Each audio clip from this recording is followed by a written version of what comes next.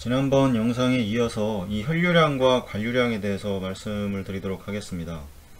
이 말초 조직 혈류를 증가시키거나 이 감소시키게 되는 요소들에 대해서 설명을 좀 드릴 텐데, 이 체순환 과정에서의 관류량의 유지와 이 심장의 박출로 인해서 결국에는 이 말초 조직의 혈류를 얼마나 이동시켜서 이 산소와 영양분을 공급하느냐가 중요한 일이 될 것입니다.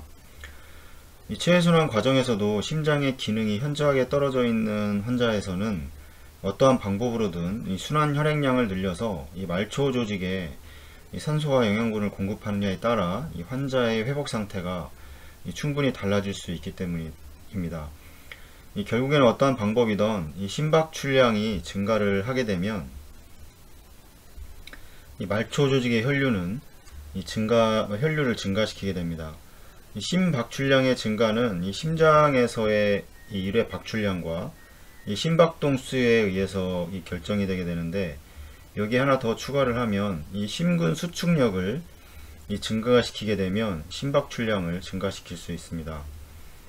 이 다른 모든 장기는 심박출량의 이 수축기의 혈류량이 증가를 하지만 예외로 관상동맥 이 순환은 반대의 혈류 순환을 가지고 있습니다. 이 관상동맥의 순환에서는 이 수축기에는 심장의 수축으로 인해서 이 관상동맥이 눌려 가지고 이 혈류가 잘 이동하지 못하게 되고, 그래서 다른 장기와는 다르게 이 이완기에 이 혈류가 증가하게 됩니다. 이 관상동맥의 혈류량을 증가시켜 줄 수 있는 인트라에올틱 발룸 펌프의 경우에도 이런 관상동맥의 순환을 이용을 해서 이 혈류량을 증가시켜 줄 수 있습니다. 또한 이 교감신경이 자극되게 되면 이 더 강력하고 빠른 심근 수축을 유도하기 때문에 이 관상동맥 이 혈류가 감소할 수 있을 거라고 생각할 수 있지만, 실제로는 이 교감신경이 흥분하게 되면 이 관상동맥을 수축시키기보다는 이완을 시키게 됩니다. 그 이유는 이 교감신경 자극으로 이 심박동수와 수축력이 증가하고 이 심장의 산소 요구량도 증가하기 때문입니다. 이 증가된 산소 이 요구량으로 인해서 이 국소적인 이 자동 조절 기전으로 이 관상동맥을 확장시키게 되는 것입니다. 그래서 심장의 수축력을 조절하는 약제 사용에 있어서 이 관상동맥 질환이 있는 환자에서는 이 심장의 수축력을 증가시킬 경우 이 심근의 산소 소모량 증가로 인해서 이 심근의 허혈을 유발할 수 있기 때문에 주의를 해야 합니다. 이와 비슷하게 이 부교감 신경 자극은 이 심박동수와 산소 요구량을 감소시키기 때문에 간접적으로 이 자동 조절 기전을 통해 관상동맥을 수축을 시키게 됩니다. 이 관상동맥은 수축하는 심장에 의해서 이 눌리는 효과는 이 심내막층에서 가장 크게 작용하게 되면서 이 좌심실의 심내막층에서 이 심근경색이 발생하는 경우 가장 빈번하게 손상을 받는 이 부위입니다. 이 말초 조직의 혈류량을 증가시키는 인자 중 또 다른 하나는 이 혈액량입니다. 이 혈액량이 감소하면 말초혈관 혈류는 당연히 감소를 하게 됩니다. 만약 혈액량이 감소하게 되면 이 스트록 볼륨이 줄어들게 되고 심장은 심박출량을 증가시켜서 보상을 하게 됩니다. 이미 여러 번 설명을 드렸지만 이 혈액량이 감소하는 이 경우는 이 수분의 섭취가 감소를 하거나 이 과다하게 체액 손실이 발생을 하는 경우 이 체액의 구획에서 이 체액의 이동과 이 모세혈관에서의 물질의 이동이 자유롭지 못하는 게 되는 경우입니다. 예를 들어 이 단백질 분자의 크기는 이 그림에서 보시는 것처럼 이거 혈관이라고 그러고, 이 부분이 간질액, 이 세포내라고 했을 때 이 단백질, 이 알부민은 이 혈관 벽보다 이 분자량이 크기 때문에 이 모세혈관 내에 위치하게 되고 이 교질 삼투압을 형성하게 되면서 이 혈관 내에 강력한 삼투압을 형성하게 됩니다. 하지만 이 여러 원인에 의해서 이 저단백 혈증이 발생을 하거나 이 신장의 기능이 떨어져 있는 상태에서 이 과도한 수분을 섭취하게 되는 경우에 이 혈관 내의 삼투압 저하로 인해서 물이 모세혈관을 빠져나가 이 간질 공간에 머물게 되고 결과적으로 조직에 부종을 일으키게 됩니다. 그리고 염증이 발생하게 되면 이 모세혈관 내에서의 이 물질의 투과성이 증가하게 되면서 이 모세혈관에서 이 단백질이 간질 공간으로 빠져나갈 수가 있습니다. 이 단백질로 인한 삼투압 효과로 인해서 이 간질구역에 알부민이 위치하게 되면서 이 간질구역의 삼투압이 상승을 하게 되고 이 물이 간질구역 쪽으로 같이 빠져나가게 되면서 이 혈관 내의 체액량이 감소하게 되고 이 혈액량이 감소하게 되며 이 간질구역의 수분량을 증가시키기 때문에 부종을 형성을 하게 됩니다.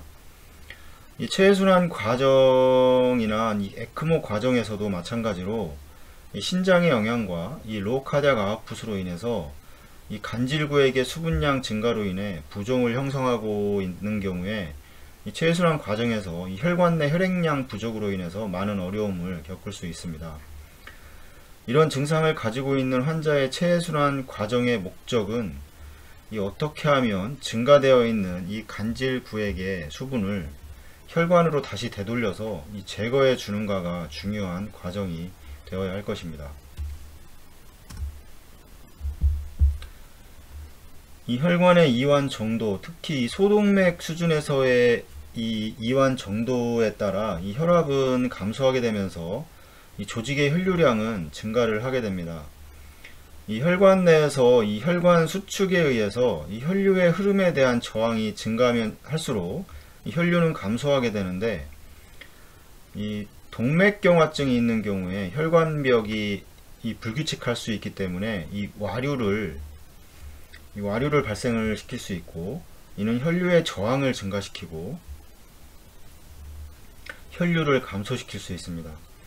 자주 말씀드리는 푸아제유 방정식에서 살펴보면 이 공식에서 중요한 점은 이 반지름의 4제곱으로 이 혈관에서의 혈액의 흐름이 변한다는 것입니다. 이 공식으로 혈관의 직경이 조금만 변해도 혈류가 크게 변한다는 것을 알 수 있습니다. 이제 혈류의 점성이 증가하는 경우에도 마찰력이 증가하기 때문에 혈류의 이동 속도를 줄이게 됩니다. 이 혈관 내에서 이 어느 정도는 이 혈장 단백질이 이 비스코시티의 역할을 하지만 이는 미미한 수준이고, 이 헤마토크릿이 점성을 결정하는 주요 인자가 됩니다.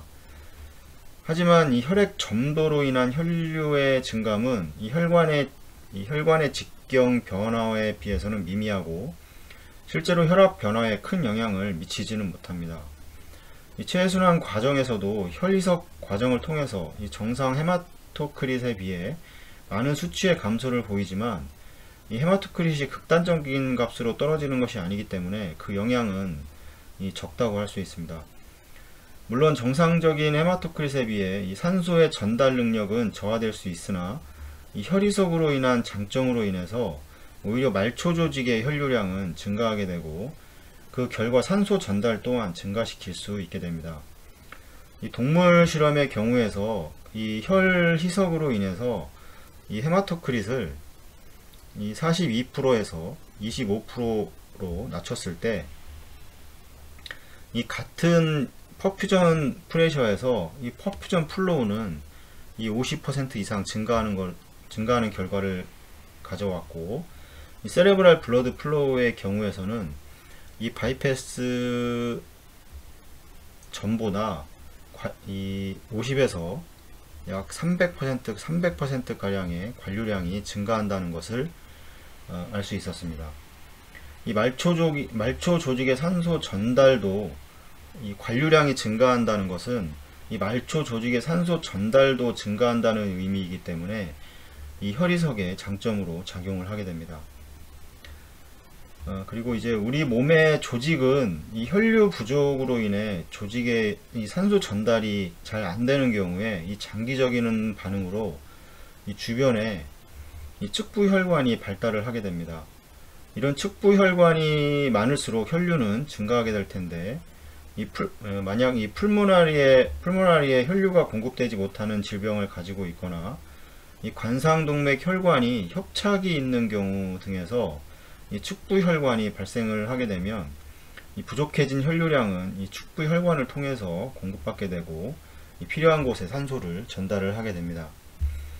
하지만 체순환 과정에서는 이 메이저 에얼토 풀모나리 이 콜레터럴 아테리라던가 뭐 CAOD, 뭐 PDA, 뭐 TOF, 뭐 풀모 아트리지아 등의 이 질병 등으로 인해서 이런 축부혈관이 많이 발달하면 할수록 관류량을 아무리 높게 올려준다고 하더라도 이 정상적인 혈압을 유지하는 데는 많은 어려움을 겪을 수 있습니다.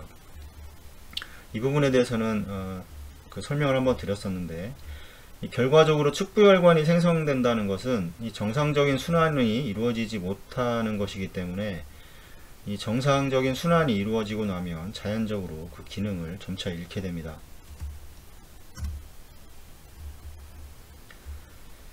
이 혈중에 축적되어 이상 증상을 나타내게 되는 이 락테이트에 대해서 좀 간단하게 설명을 좀 드려야 할 것 같은데, 이 우리 몸의 세포에서 이 미토콘드리아를 통해서 이 세포 내 호흡, 즉 대사 과정을 통해서 이 산소와 포도당을 이용해서 에너지원으로 사용하게 되는 이 ATP를 만들어내게 됩니다.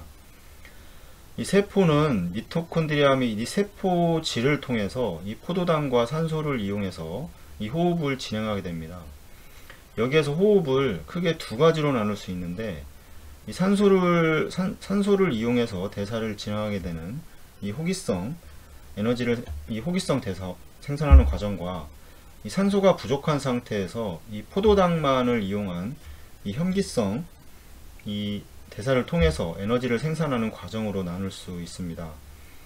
이 호기성 대사의 이 경우는 먼저 포도당이 이 세포질에 유입이 되고 이 세포질에서 포도당을 1차적으로 분해한 후에 이 미토콘드리아 내로 유입을 시켜서 이 산소를 이용해서 주 에너지원인 ATP를 생성을 하게 되는데, 여기에서 부산물로 이 물과 CO2를 발생시키게 됩니다.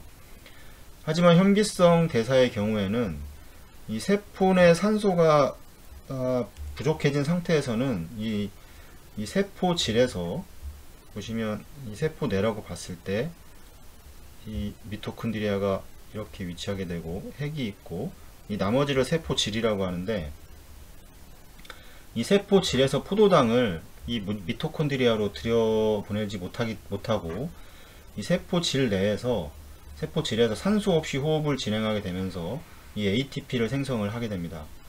이 과정에서 이 미토콘드리아로 포도당을 유입시키지 못하기 때문에 이 산소를 이용할 수 없게 되고, 이 포도당만을 이용한 에너지 대사 과정에서 이 부산물을 만들어내게 되는데, 그 부산물이 락테이트가 형성되게 됩니다.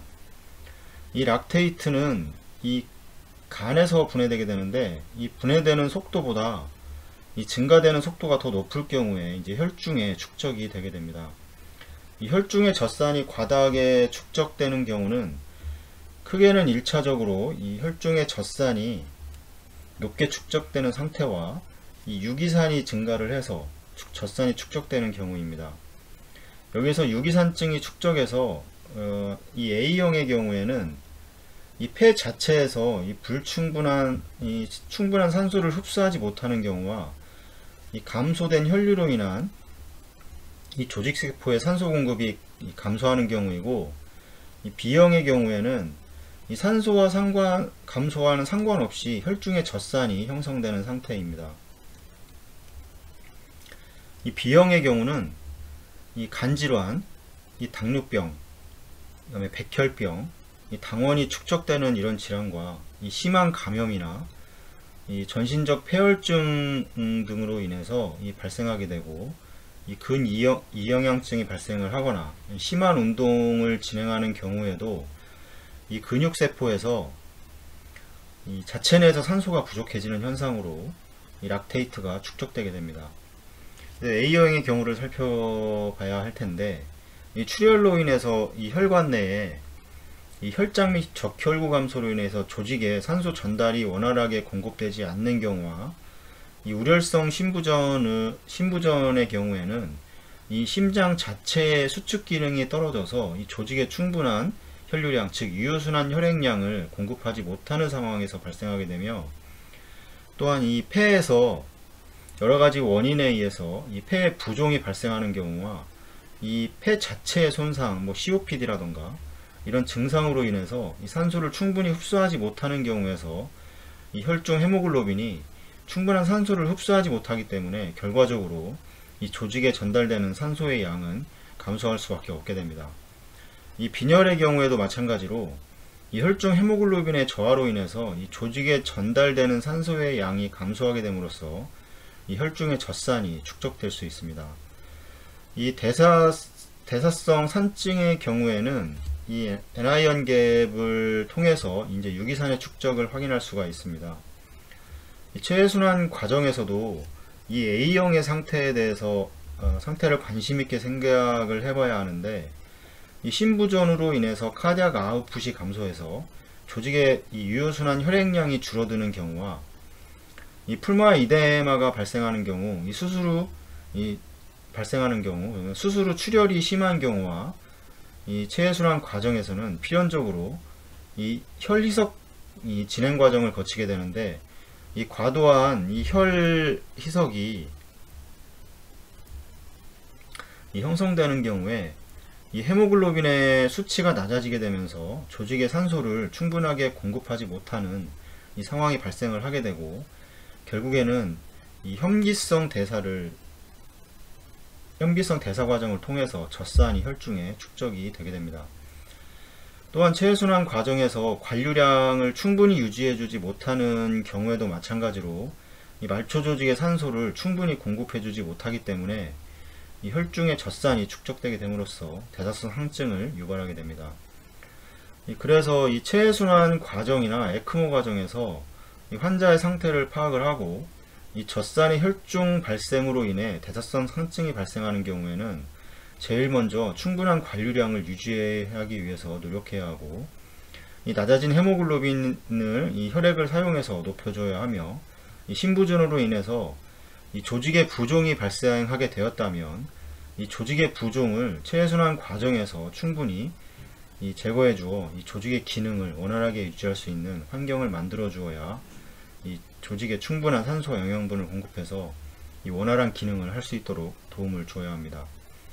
이 젖산은 간에서 제거된다고 말씀을 드렸는데, 이 체외순환 과정에서 이 조직의 부종의 발생은 간의 기능을 저하시키게 되고, 이런 증상은 더욱 증가시킬 수 있습니다.